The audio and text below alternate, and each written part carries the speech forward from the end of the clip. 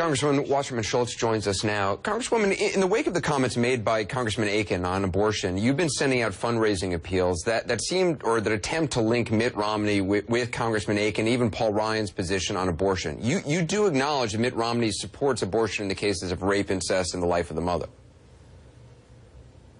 don't you? Well, I think that women need to know the dramatic difference between President Obama's position on a woman's right to make her own reproductive choices, as well as the Democratic Party's position, and Mitt Romney and the Republican Party. And so Mitt Romney's words are very nice, but the bottom line is that his campaign just directed the Republican Party platform to include the most restrictive constitutional amendment that would say to women that you would have no opportunity to make your own reproductive choices under any circumstances, even in the case of rape or incest. But wait a minute, you're saying his campaign... absolutely silent and makes no exception at all. You're saying his campaign directed...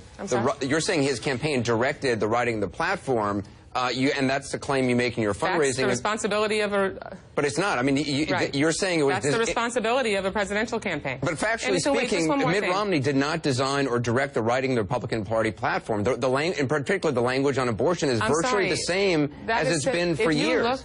Are you saying that he wrote in 2000 and 2004 and 2008? Because it's the same language, and according to our reporters who were in the room as the platform was being discussed, people could suggest changes, and the Romney campaign did suggest changes to a few sections, but they didn't say anything about the abortion language. And you can fault them, as you did, for not pushing their position, but you can't say they designed the abortion section. Anderson, we definitely can say it, because even in the previous platform, Mitt Romney has embraced previous Republican Party platforms and embraced that language and said he'd be delighted to support a constitutional amendment banning all abortion. He supported personhood amendments. I mean, there's no getting around. But he has also vocally for years embraced policy. Sorry, I don't want to speak over you, but he has for years, you have to acknowledge, he has for years publicly said that he supports abortion in the case of rape, incest, and where the life of the mother is at stake. I can certainly acknowledge that he says that out loud, and I think it's very clear that Mitt Romney talks the talk, certainly doesn't walk the walk. He has fully embraced his party's platform that includes a constitutional amendment banning all forms of abortion, including with no exception for rape or incest. I guess I don't understand, though, why in a fundraising appeal you would, it seems, maybe accidentally, but you completely misquote the LA Times. You make it sound as if they're saying something that they're not saying, and you're using that as evidence to back up your position. Anderson, it doesn't matter any way you slice it. What matters, I mean, if you're misquoting the LA Times to say something they didn't say, you're saying it's proof of your position, and it's actually not proof of your position. Email. The reason that we sent out that email, and that we will continue to send out emails and reach out to voters, is we want them to know the difference between the two parties and the two parties' candidates on a woman's right to make her own reproductive choices, and that Mitt Romney has a very extreme position on that issue. But just as you don't like being misquoted, I don't like being misquoted. I'm sure the LA Times doesn't like being misquoted to back up a position, your political position. I don't understand why you would need to do that. There is no getting around. I'm sorry, there's no getting around that Mitt Romney, when he accepts his party's nomination for President of the United States next week, and they adopt that platform, which has no exception for rape or incest in it, that is Mitt Romney's platform. And, you know, to suggest anything else is absolutely ludicrous, and it would be different than any other previous party convention. Do you at least acknowledge that the quote that you gave from the LA Times is completely incorrect?